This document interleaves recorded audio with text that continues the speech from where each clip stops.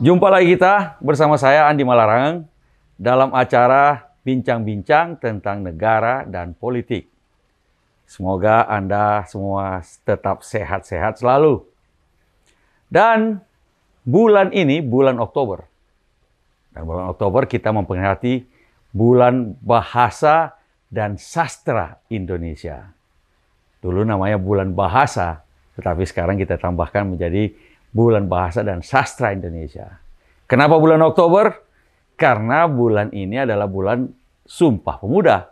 Yang salah satu dari Sumpah Pemuda itu adalah menjunjung bahasa persatuan, bahasa Indonesia. Itulah sebabnya bulan Oktober menjadi bulan bahasa dan sastra Indonesia.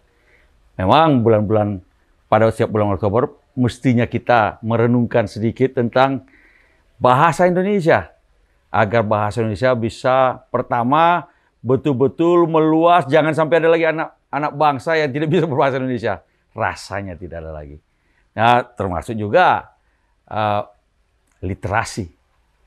Mestinya kita sudah harus sampai pada 100% literasi. Artinya mereka-mereka yang sudah usia sekolah ke atas harusnya sudah bisa menulis, membaca bahasa Indonesia. Jadi itu tantangan kita. Dan rasanya we are not too bad dibandingkan negara-negara yang lain di dunia. Nah, persoalannya adalah bagaimana kita bisa melakukan atau berbahasa Indonesia dengan baik dan benar. Dan ini kemudian bagaimana kita mengembangkan sastra Indonesia agar juga sastra Indonesia bisa menjadi tuan rumah di negeri kita. Nah, walaupun ini bulan bahasa dan bahasa Indonesia, saya juga ingin, mumpung kita berbicara tentang bahasa, untuk mengingatkan kita bahwa kita bangsa Indonesia, selain kita mengutamakan, menjunjung tinggi bahasa persatuan bahasa Indonesia, jangan lupa manusia Indonesia juga harus bisa berbahasa asing. Bagi saya, bahasa asing perlu agar supaya kita bisa menjadi bagian dari proses globalisasi. Bisa memenangkan proses globalisasi. Karena itu anak Indonesia juga harus bisa menguasai salah satu bahasa asing. Terserah pilih sendiri.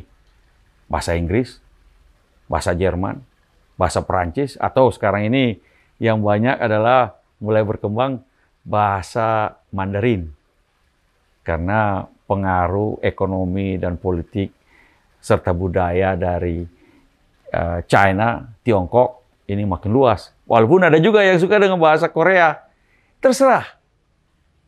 Kita perlu juga menguasai paling tidak satu bahasa asing bagi setiap anak Indonesia. Agar kita bisa menjadi bagian dari globalisasi, pergaulan dunia, dan tidak tertinggal dari kemajuan-kemajuan dunia yang lain yang menghendaki kita punya kemampuan bahasa internasional. Bagi saya, bahasa asing juga tidak perlu kita pertentangkan dengan bahasa Indonesia. Kita harus kuasai dua-duanya. Oh, satu lagi. Jangan lupa, bahasa daerah. Aksaran Nusantara. Agar kita tidak tercerabut dari akar budaya kita. Saya orang Bugis. Mestinya orang Bugis harus bisa bahasa Bugis, bahasa Makassar, bisa menulis lontar, membacanya paling tidak. Istri saya orang Jawa. Dia harus bisa juga bahasa Jawa. Dan kemudian membaca dan menulis aksara Jawa. Sehingga anak Indonesia, setiap anak Indonesia harus bisa bahasa nasional, bahasa Indonesia dengan baik dan benar. Harus bisa juga bahasa asing. Satu paling tidak. Dan jangan lupa harus tetap bisa memelihara bahasa daerahnya masing-masing. Dengan aksaranya kalau ada. Agar kita tidak tercerabut dalam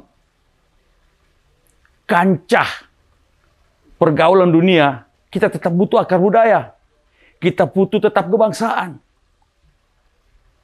Dan tetap menjadi anak Indonesia. Ini memang tantangan. Mudah diucapkan, tetapi tidak mudah untuk dipraktekkan.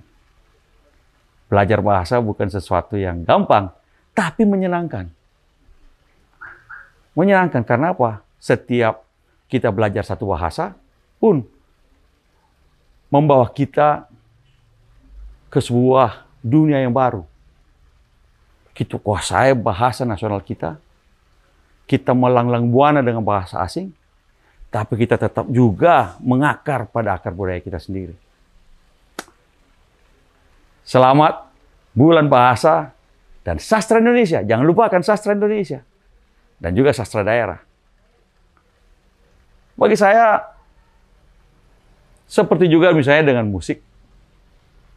Ada musik barat misalnya yang kita nikmati, tapi musik dan lagu-lagu bahasa Indonesia itu yang dekat di hati. Tapi juga akhir-akhir ini yang bagi saya cukup membahagiakan adalah musik-musik yang berbahasa daerah. Yang juga menjadi sangat populer. Dan tidak perlu kita pertentangkan antara musik berbahasa Indonesia, berbahasa daerah, maupun juga musik barat. Playlist saya misalnya adalah kumpulan dari 3 hal itu.